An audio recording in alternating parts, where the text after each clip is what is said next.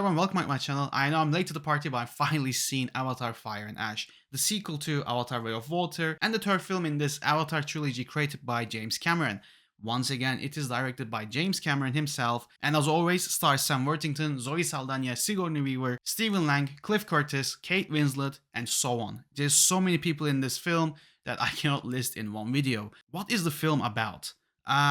It's the same as the first two, to be honest, but there are some differences. This time the story revolves around Sully and his family facing off new threats and saving the natives of Pandora. That's basically the gist of the film.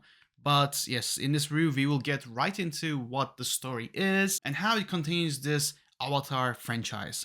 First of all, I want to say the first Avatar film, when I first saw it, I didn't love it as much as people did. Obviously the CGI is amazing, but I was quite disappointed by it.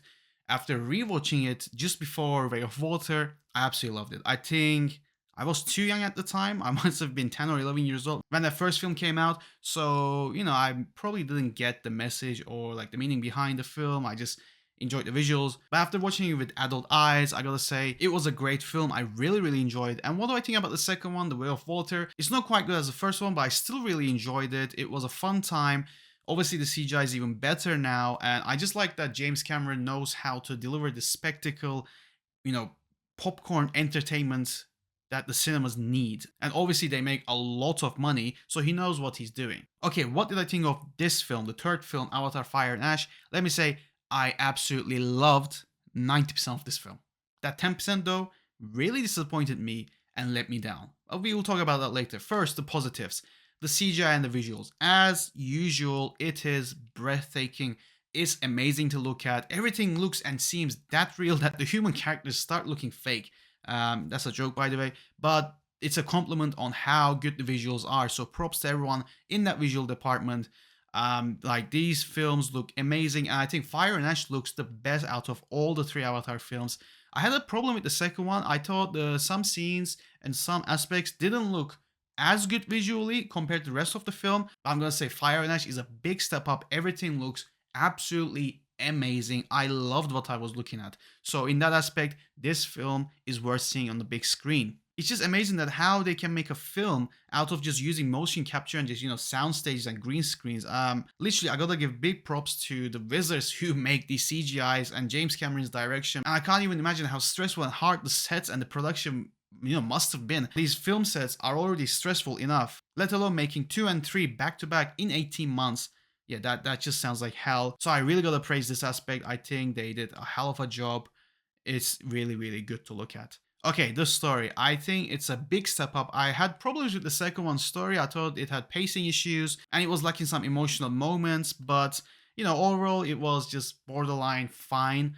But I think the story in this film is a big step up. I was really invested in the story and went places that I didn't expect. The film had a message it was trying to tell, and it paid off big time for me. And funny enough, halfway through watching the film, I just sat there and I was like, dude, I'm really invested and care about these characters and this story. It was an amazing moment to realize because it made the film even better for me. I was just super into this film, with the whole conflict between Na'vi and humans. Yeah, the story and the overall characters were really well done. And talking about characters, they are better this time. They seem more real, not just one or two dimensional.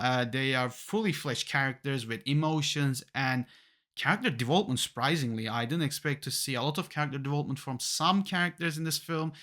They seem more mature, especially the younger ones. I had so much problem in the second film. They were super cringe and annoying, but this time around, they matured up and they actually have a role to play in this story, which I really loved. Yeah, I like most of the characters, but still saying that some characters like Spider, not a big fan of.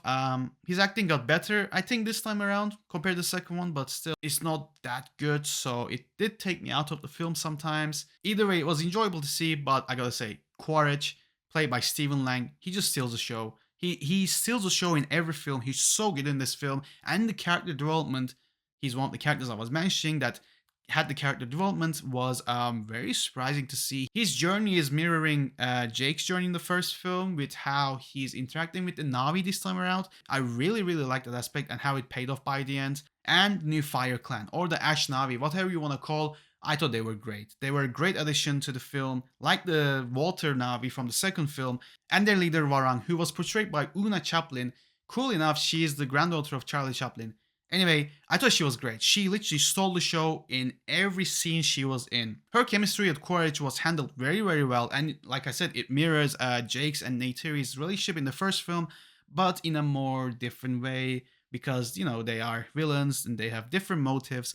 Either way, her acting and whole performance was just mesmerizing to see. She literally stole the show and she was a great addition to this film. And what else was a great addition? Seeing other Navi like the Wind Traders and like the Ash Navi. I just love the world building in these films and bring on other Navi. I just want to see different kinds of them and it's just cool to see. So I love 90% of this film. That was the 90% part, which was really amazing. I was super into it, but that 10%, dude, it really let me down. Like, what the hell? My biggest complaint does lie within the story. The last 30 to 40 minutes of the film was too similar to the second one. Like, what the hell? I felt like I was watching the same film or the same ending, just with bigger scale and bigger action. Don't get me wrong. I think this film is way better than the second film. And this third act is absolutely amazing to look at. But the stakes and what happens really is just similar to the second one, but just better. So I didn't expect to see the same thing all over again, which really, really annoyed me, and it nearly ruined the film. I didn't hate it as much, so it didn't ruin the whole thing. But when I left the cinema, I was really just let down and unfulfilled because I was really invested in this film a lot. To see it ending like that, man, I don't know. I don't know where this series can go. I don't want to spoil anything, but like what happens with these characters could have been more creative, but I don't know. James Cameron and the writers played it safe. I mean, the formula works, they make money, but I wish they took a lot of risks just rather than rehashing the same ending. I think the film was way too long. They could have cut easily another 20 minutes, and especially the last 15 minutes. I thought the film was ending. I was like super excited. I was getting goosebumps, and then it just kept going. I hate pacing like that. It just lets me down. My emotions peak and it just goes right down when the film doesn't end. For me, that is one of the signs of weak pacing. And yeah, my biggest issue lies within the last 30 minutes. And my other complaint is that they built these Ash people and their leader Varang so well in like the first, I don't know, like 2.5 hours of the film. And then in the third act, they just dropped it. She was there, and without saying what happens to her, she did have an ending to her character. We see what happens to her, but I feel like they just stopped developing her character in the third act. I don't know. It was weird to see. Like they completely switched the perspective and the view on other characters. But anyway, that I wish we would have seen more of her in the third act. And it does feel like an end to this trilogy, but at the same time, it just ended like any other Avatar film. So I felt like I just watching the same thing 3 times all over again. Anyway, the 3D is very impressive, but my last complaint is the high frame rate. That fast frame rate was super noticeable and it was super jarring. I know what they're trying to go for. I didn't mind it for action scenes, but I wish they just, commit to one thing. The high frame rate was there in the action and it took me a while to get used to it, but once I got used to it, I liked it, but they just didn't commit to it, as in it was in every action scene, and then when there's just talking or doing other stuff, it looks like a low frame rate, like a normal film. But they would just sprinkle in these high frame rate moments in some of the shots in between normal frame rates. That was super jarring to see. It just took me out of the film. I don't know what they were trying to do. Like either commit to only action or none. Because if you just sprinkle in and out of the film, it's gonna look super awkward. And it's just like you have this normal ass looking film like 24 frames per second, and then it feels like it cuts to a video game cutscene like 60 frames per second. It was super weird. But anyway, overall, Avatar Fire and Ash was a great time. Even if I had some issues, I can't deny that this film was a blast. Props to everyone though, because I can tell how difficult it must have been filming 2, 3, and some parts of 4 back to back. It's a great achievement. What they have done is amazing visually, and the story is better. And I'm really excited on where this franchise can go with 4 and 5. So hopefully we don't have to wait another 10 years, which I don't think it will, but it's James Cameron. You never know. But yeah, I wish the last 20 films of the film didn't play it safe. I wish it was bolder and more, just more creatively surprising, because this film did bring a lot of surprising themes and ideas, which paid off. This film brought some ideas that were new and surprising, which I loved, but it was held back by a disappointing finale to an already amazing third act. Like that third act was a spectacle. It was amazing. It's just, yeah, It was disappointing. And like I said, it did have some pacing issues. But anyways, guys, I really enjoyed it. What do you think? And what's your favorite in this Avatar trilogy? Are you looking forward to the fourth one?